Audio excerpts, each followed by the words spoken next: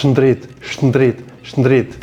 Eurovision u mbyll dhe realisht Shkodra Elektronike, edhe pse pozicionuar në vendin e 8, shndriti në këtë Eurovision, duke ma gjepsur Europën dhe jo vetëm, duke ma gjepsur me një krijim unik, me një krijim të fortë, me një krijim ku i kishte të gjitha komponentët, kishte trashëgimin, kishte kulturën, kishte fabul, kishte një poezi dhe një mesazhe shumë të forta që i flasin për së gjalli realitetit të sotëm. Kishte një fabul, kishte një histori, kishte një veshje, kishte një skenë, i kishte të gjitha Shkodra Elektronike, ndaj dhe publiku e Europës dhe i botës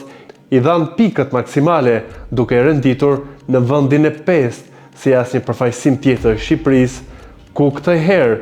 populli, jo vetëm shqiptarët e diasporës, që këtë vit ishin më të zjarë se kur dhe u bashkuan, duke dhënë pikë maksimale nga çdo vend pjesëmarrës që ishte këtë pjesë në Eurovision, por nga ana tjetër, Shkodra Elektronike dogji le të gjithë skenën që bëhet në këto raste me jurit profesionale të secilit shtet, që ato pikët i kemi parë shumë herë që janë politike dhe janë në bazë të lobimeve. Por çfarë fitoi Shkodra Elektronike përpos një rezultati shumë të mirë, edhe pse nëse do të ishin më së shumë pikë nga jurit, do të kishim edhe një renditje më të lartë, ashtu sikurse përgjatë këtyre muajve kemi sonduar në çdo sondazh, në çdo baste dhe në çdo polle që janë bërë për Eurovision, ku kemi qenë në top 3 dhe në top 5 në mënyrë të padiskutueshme dhe të palokundshme. Shkodra Elektronike fitoi zemrat e Europës, fitoi zemrat e të gjithë atyre që vlerësuan artin e pastër, artin e vërtet, mesazhet e bukura, veshjen skenike të Beatriçes dhe të Kolës, të gjithë komponentet që kishte kënga Zjerm në gjysmëfinalen e parë, ku me votat e publikut, vetëm me votat e publikut që votoi në të dyja gjysmëfinalet, Shqipëria u rendit e dyta, duke lënë pas në gjysmëfinalen e parë edhe shtetin e Suedisë, që ka qenë pretendenti kryesor për të fituar festivalin. Por kjo do të thotë që me votat e publikut Shkodra Elektronike është pa diskutim fituesja morale e këtij festivali, që u fitua nga 24 vjeçari Gigi nga Austria, i cili pasi u mbyll festivali deklaroi që ka të dashur, duke hedhur edhe një herë pikpyetje për të gjithë qasjen apo mënyrën se si shtetet marrin pjesë në këtë festival. Pasi vitet e fundit ka një lobim të artistëve që janë pjesë e komunitetit LGBT që e deklarojnë para apo pas finales së Eurovisionit. Kjo gjë ndodhi me fituesin, edhe pse ai ka një zë të jashtëzakonshëm, një vokal të fuqishëm, por jo një këngë të jashtëzakonshme, arriti që të merrte votat e juris duke renditur i pari, dhe me votat e publikut ai u renditi i katërti, dhe nga ky ngërshetim u shpall fitues i festivalit të 69 që u mbajt në Basel të Zvicrës, e që vitin e ardhshëm do të mbahet në Austri. Shkodra Elektronike ma gjepsi jo vetëm publikun, por edhe median, që nga New York Times, që nga CNN, që nga shtypi italian, por edhe mediat fqinjetan, ku jurit u treguan dorë ngurt pasi nuk na dhan pikë. Dua të përmend faktin që Serbia na dha 0 pikë, por kjo pasi Shkodra Elektronike muaj më parë mbështeti protestën studentore atje, dhe nuk ka si Serbia të na jepte pikë kur ne mbështetëm diçka që nuk ishte në favorin e tyre, në favor të presidentit Vučić, i cili dërgoi në Eurovision një artist që nuk pati as mbështetjen e popullit të tij, ndaj dhe përfaqësimi serb këtë vit në Eurovision ishte, siç thuhet në gjuhën popullore, bërnut. Por do të fokusohen vetëm tek energjia e mirë dhe tek mbështetja që u dha Shkodrës Elektronike, një mbështetje maksimale, e fortë, e fuqishme, duke vlerësuar edhe një herë tjetër këngën, por kjo tregoi nga ana tjetër që kur shqiptarët bëhen bashkë, i arrin suksesit. Jo vetëm shqiptarët e votuan në mënyrë masive Shkodrën Elektronike dhe Zjermin, që dogji çdo skenë të lobimeve të forta që bëjnë shtetet, të cilat, edhe pse kanë vite e vite që marrin pjesë në Eurovision, sërish lobojnë fort, siç është Izraeli, i cili loboi fuqishëm dhe u shpall në vend të parë me votat e publikut, por jurit e nxorën në vend të 15 dhe nga një ngërshetim doli diku në top 10. Procesi i votimit që bëhet nga juria dhe nga publiku nuk është mbështetur nga Spanja, që kishte pretendime për të arritur një rezultat të mirë, por u rendit nga fundi. Kryeministri i Spanjës ka kërkuar që Izraeli të përjashtohet nga Eurovisioni, pra të mbajë një qëndrim i njëjtë siç u bë me Rusinë që ende vijon të përjashtuar. Por duhet t'i kujtojmë kryeministrit të Spanjës që populli i tij i dha 10 pikë Izraelit, pra lobimi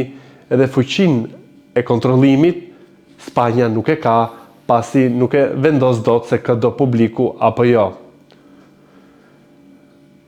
Nga ana tjetër, jehona dhe shia që la Shkodra elektronike duke u kthyer në një kryefjalë të padiskutueshme në Basel të Zvicrës, kur mbeu edhe një herë tjetër e rithem zemrat e Europës dhe të botës, ku artistët gjatë natës finale, ku Shkodra elektronike po performante e fundit, pra si një qershi që mbylli të gjithë procesin e këngëve, ishin aty duke kërcyer dhe duke vallëzuar zgjermin, duke e kënduar edhe pse jo me një shipe shumë të saktë, por duke vallëzuar lëvizjet ikonike që Beatrice dhe qëndrimin stoik që Kola mbajti në skenën e madhe të Eurovisionit. Shqipëria është një vend i vogël, por gjithmonë ka dërguar artistë me vokale dhe këngë të mira. Por këtë herë, Shkodra elektronike ka lënë një përgjegjësi të madhe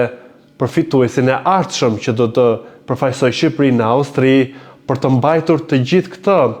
pedestal, apo të gjithë këtë lloj vlerësimi dhe këtë lloj niveli të arrirë që Shkodra elektronike la pas, duke u kthyer në përfaqësimin më dinjitoz dhe përfaqësimin më të komentuar, më unik dhe më artistik që ka pasur ndonjëherë Shqipëria në këto 20 vite pjesëmarrje në Eurovision. Edhe pse jemi një vend i vogël, këtë vit shpresuam shumë që do ta fitojmë në Eurovisionin, pasi kështu u tregua dhe me votat e publikut, duke bërë Shqipëri një pretendente të flakt për të qenë fitues. Por nganjëherë nuk mjafton vetëm të jesh fituesi një kupe, por mjafton të jesh edhe fituesi i zemrave të publikut edhe të një populli të madh, siç është populli evropian, që në mënyrë të madhe dhe në mënyrë të përbashkuar tregoi dhe i dha pikë maksimale nga çdo shtet pjesëmarrës këtë vit në Eurovision Shkodrës elektronike, duke vlerësuar në mënyrë të jashtëzakonshme të gjithë fabulën, të gjithë tekstin, muzikën, traditën, kulturën, modernizimin dhe të gjithë artin e mrekullueshëm që Shkodra elektronike dha përmes zgjermit, i cili e dojgji këtë Eurovision në kontekstin pozitiv, duke u bërë një përfaqësim i denjësishëm dhe një përfaqësim që përbashkoi shqiptarë si kurrë më parë. Shqipëria këtë vit e pa Eurovisionin në masë, në një masë masive, pasi kishim besim që Shqipëria jonë do të fitonte apo do të kishim një renditje në top 3. Nga ana tjetër, ky Eurovision tregoi që lobimet dhe politika është një faktor i fortë që e mban këtë festival, e këtu Shqipëria çalon pasi lobimin e kemi zero. Kjo tregua edhe në votat e jurive, edhe pse kënga duhet të ketë paparësi dhe nuk duhet të jenë këto lobime, përderisa ekziston, edhe Shqipëria duhet të përgatitet dhe duhet të ishte përgatitur vite e vite për të pasur lobime në vendet nordike që nuk e japin apo nuk e pranojnë këngën shqiptare apo nuk i japin mbështetje, ndaj dhe duhet një punë e jashtëzakonshme, siç kanë bërë shtetet të tjera, siç ka bërë Austria, siç ka bërë Izraeli, ku kanë pasur lobime të frikshme, apo edhe Estonia, një këngë për Espresso Macchiato u rendit e dyta, duke fituar një simpati të jashtëzakonshme të popullit të Europës. Kjo do të thotë që Eurovisioni edhe delegacioni shqiptar nuk duhet të fokusohet vetëm tek artisti, duke ia lënë atit të gjithë peshën, pra është një artist i mirë që e përballon lajmin dhe është një këngë e mirë dhe kaq, por Eurovisioni ndër vite ka treguar që është një proces i cili fillon jo ditën kur është finale e Eurovisionit, por muaj më përpara me ture që artisti duhet të bëjnë në shtete me lojbingje apo edhe me një lloj trampoline që ne duhet të shkojmë në ato vende që janë të ngurta për të na dhënë pikë, për të marrë një mbështetje të jurive, pasi në një formë apo një tjetrën publikun dim ta bëjmë për vete dhe dim të jemi kryefjalë siç ishte këtë vit Shkodra elektronike, që thellësisht jemi mirënjohës për të gjithë përfaqësimin dinjitoz dhe unik që i ka bërë Shqipërisë në këtë festival, i cili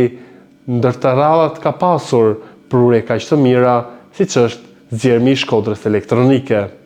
Kështu mbyll edhe këtë troçmeredin, duke i shprehur falënderimet Shkodrës elektronike që nderoi Shqipërinë dhe i dha një vend dinjitoz në Festivalin Evropian të Këngës.